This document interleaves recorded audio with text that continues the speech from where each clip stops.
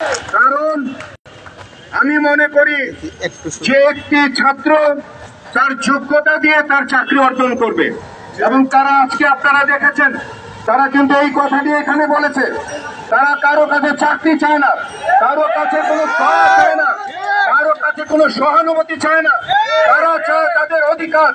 তো যে অধিকার, কোটা বৈষম্যের অধিকারের মাধ্যমে আজকের এই দেশের এই পরিবর্তন, সেই জায়গায় এখনো কেন এই বৈষম্য দিয়ে আছে?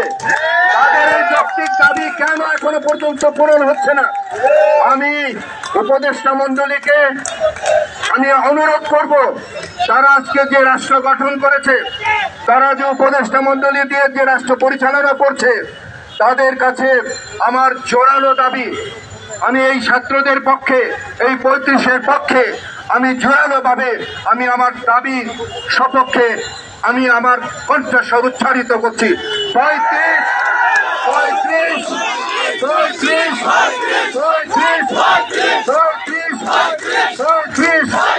মেনে নাও, 35 মেনে নাও, মেনে নাও, মেনে নাও। আমি আশা করব আপনারা বৈষম্যের মাধ্যমে এই দেশটিকে আজকে এই জায়গায় নিয়ে এসেছেন। আবার কেন এই বৈষম্য থাকবে? এই বৈষম্য থাকতে পারে না, এবং এটি অত্যন্ত একটি যৌক্তিক দাবি। আপনারাও ছাত্র ছিলেন, আপনারাও ছাত্র থেকে আন্দোলন করেছেন। আজকে এই ছাত্রদের প্রতি আপনাদের কেন সহমর্মিতা কেন নেই, কেন দয়া নেই? আমি এটি আপনাদের কাছে জানতে চাই। এবং এই যে কথা বলেছে যে এদের আন্দোলনের আজকে যারা উপদেষ্টা অনেকে আছেন, তারাও কিন্তু এই আন্দোলনের সপক্ষে ছিলেন। তারা আজকে কেন আপনারা কালক্ষেপণ করছেন? কেন তাদের দাবিকে আপনারা মেনে নিচ্ছেন না? আমি আশা করব আপনারা এই যৌক্তিক দাবিটিকে মেনে নেবেন। কারণ হলো গিয়ে আমি নিজে জানি যে আমি নিজেও তো ছাত্র ছিলাম। একটি ছাত্রের জীবনে একটি ছাত্র এত কষ্ট করে পরিশ্রম করে লেখাপড়া করার পর তার রুজি রোজগারের জন্য যদি কোনো সুযোগ সে যদি না পায়, তাহলে তার জীবনটাই শেষ। আমি যে আন্দোলন করি সেই আন্দোলন সড়কে একটি মানুষ মারা যায়, কিন্তু এই আন্দোলন তাদের এই চাকরি না পাওয়ার জন্য ধুকে ধুকে মরে যাওয়ার একটা আন্দোলন। আমরা চাই না, আমি চাই না যে আমাদের সন্তানরা কষ্ট মাধ্যমে দুঃখে দুঃখে তারা মৃত্যুবরণ করুক। আমি চাই তাদের এই যৌক্তিক দাবি, 35-এর দাবি আপনারা মেনে নেন। আর যেন আজকের পর থেকে আমার এই সন্তানরা তারা যেন আর কোন রাস্তার মধ্যে এই 35-এর দাবি নিয়ে না দাঁড়াতে হয়।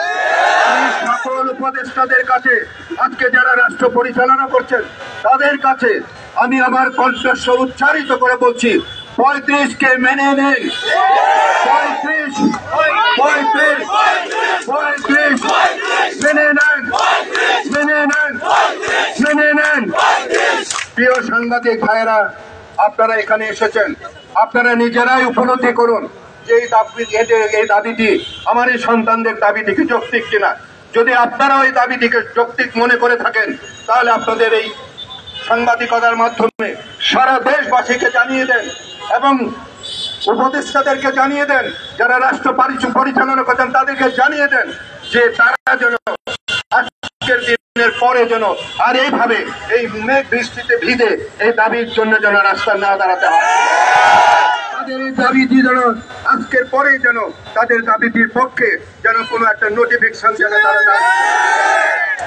আমি আশা করব আজকে যারা রাষ্ট্র পরিচালনা করছেন তাদের বোধোদয় হবে, তাদের সহানুভূতি হবে। কারণ আপনারাও ছাত্র ছিলেন, এরাও ছাত্র, তা আপনারা আন্দোলন করেছেন, সেই আন্দোলনের সঙ্গে আমরা সবাই এরা সহ আমরা কিন্তু সেই আন্দোলনে অংশীদার ছিলাম। তো কাজেই 35-কে মেনে নিন। আমি আর আমার বক্তব্যকে দীর্ঘায়িত করতে চাচ্ছি না। আমি আশা করছি আমি আজকে এখান থেকে যাবার পর আগামীকালকে অবশ্যই আমি শুনবো যে আমার এই সন্তানদের দাবি পূরণ হয়েছে। সৃষ্টিকর্তার কাছেও আমি বলবো যে তাদেরকে বোধোদয় দান করুন। সৃষ্টিকর্তা আপনি তাদেরকে বুঝার তৌফিক দেন, যেন তারা বুঝতে পারে, তারা যেন এই বলে আমি আজকের মতো আমি আমার সন্তানদের কাছ থেকে বিদায় নিয়ে এখান থেকে যেতে চাচ্ছি। তোমরা ভালো থাকো। কারণ আমারও সন্তান আছে, আমি জানি যে সন্তানদের কি কষ্ট। হ্যাঁ, আমি আবারও আমি স্লোগান দিয়ে এখান থেকে যাচ্ছি। এই স্লোগান যেন আমাদেরকে আর না দিতে হয়। 35 মেনে নাও, মেনে নাও, মেনে নাও। আল্লাহ হাফিজ।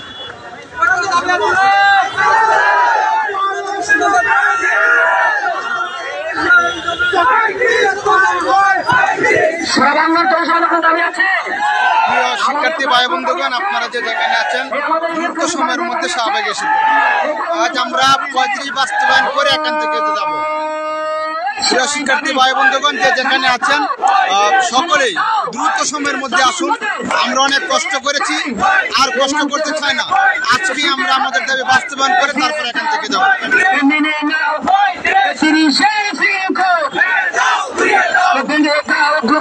ঢাকাতে যারা অবস্থান করছেন দ্রুত সময়ের মধ্যে আসুন। মনে রাখবেন, আজ যদি আমরা হেরে যাই তাহলে বাংলাদেশ হারবে। আমরা হারতে পারবো না।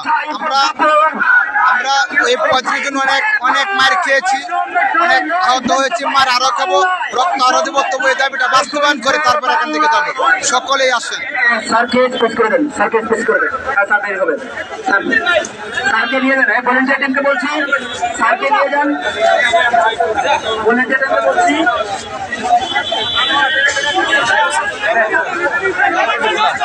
যেন লাইভে ঢুকছি, সকলে যেন আসে।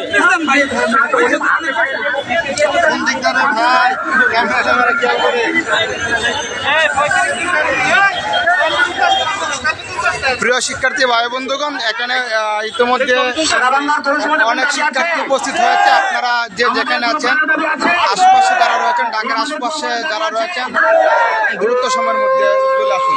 ভাই, সকলকে আসার জন্য কিছু বলেন।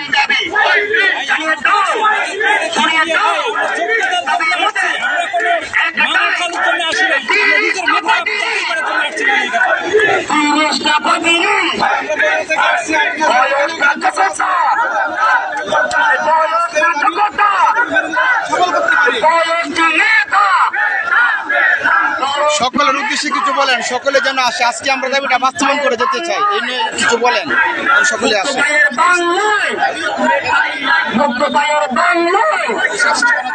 আমরা ব্যানার নিয়ে ওখানে যাবো, আপনারা সামনে যাবেন।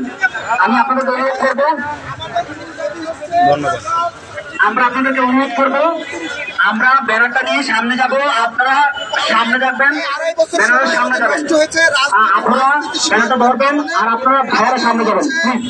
দেখেছি আমরা 2 বছরের মতো নষ্ট হয়েছে মোট, এবং চাকরির পরীক্ষাও হয়নি বিগত দিনগুলোতে। আর যেই সব পরীক্ষাগুলো হয়েছে সেইগুলো দেখেছি আমরা যে আমাদের এখানে উপস্থিত হয়েছেন ক্যাডার হয়েছে আগারগাঁও থেকে আমাদের গণভবন থেকে নির্বাচিত প্রার্থী এমনকি গোপালগঞ্জ কোর্টে তারা চাকরি পেয়েছে।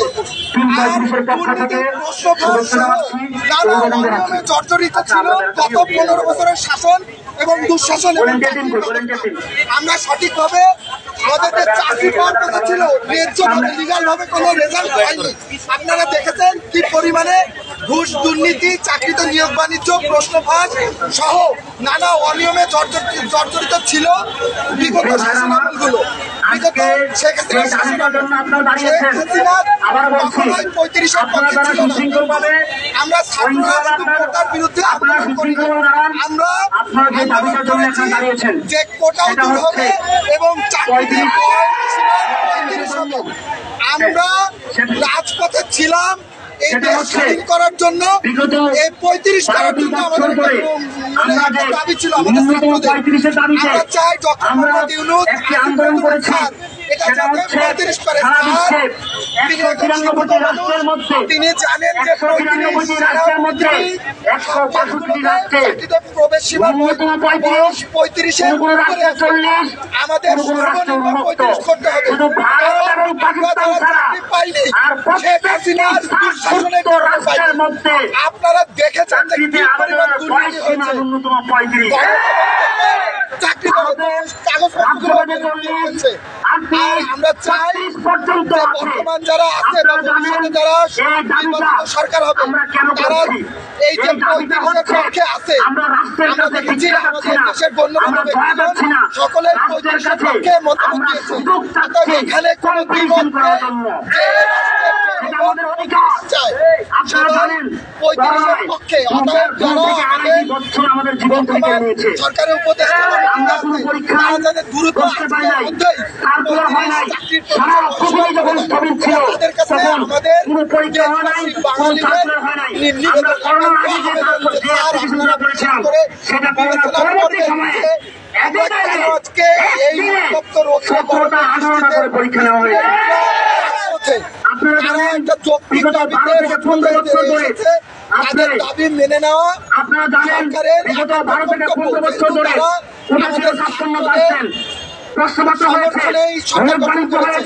আমাদের ছাত্রদের এই দাবি তাদের মেনে নিতে হবে, মেনে নেওয়া উচিত বলে।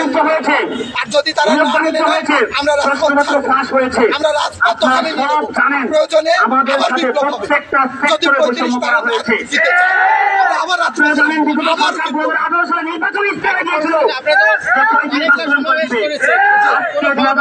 আমরা বুঝতেছি না একটা যৌক্তিক দাবিতে কেন সরকারের যারা উপদেষ্টা আছে তারা কেন সারা শব্দ দিচ্ছে না, তারা কেন করতেছে শেখ হাসিনার মতো কেন আমাদের সাথে প্রতারণা করা হচ্ছে।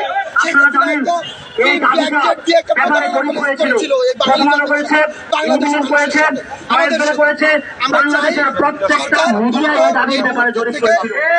আমাদের দাবি মেনে আমরা রাজপথে থেকে আমরা যশোর থেকে আসছি এবং সারা বাংলাদেশ থেকে এই যৌক্তিক দাবির জন্য আমরা থেকে কষ্ট করে আজকে রাজপথে পৌঁছেছি। যদি আমাদের দাবি না মেনে আমরা রাজপথে আজকে এই সমাবেশ থেকে আপনাদের প্রত্যাশাটা কি?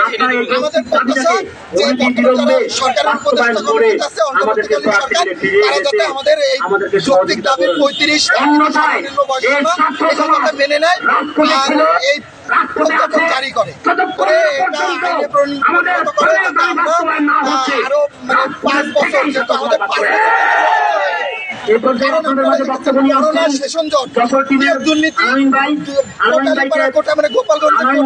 এসবের কারণে চাকরি পাইনি। আমি 3টা রিটেন পরীক্ষা দিয়েছি, আমি অসংখ্য ভাইবা দিয়েছি। আমাকে ভাইবার মধ্যে জিজ্ঞাসা করে আমি ছাত্রলীগ করি কিনা, আমি বলেছি আমি ছাত্রলীগ করি না। আমাকে বলে যে তাহলে আপনি চাকরি আশা করেন কি করে? পৃথিবীর ঘটনা এটা এবং এলজিডিতে এই এক সেম ঘটনাই ঘটেছে, মানে সেখানে বিরাট দুর্নীতি করেছে, মানে দুর্নীতির অন্ত নেই। আমি 3টা বিসিএস এর রিটার্ন দিয়েছি, আমি বলেছি আর আমরা রাজপথ ছাড়বো না যদি সরকার আমাদের এই যৌক্তিক দাবি না মেনে। আমরা চাই না বাংলাদেশে আমরা বিপ্লব ঘটাই।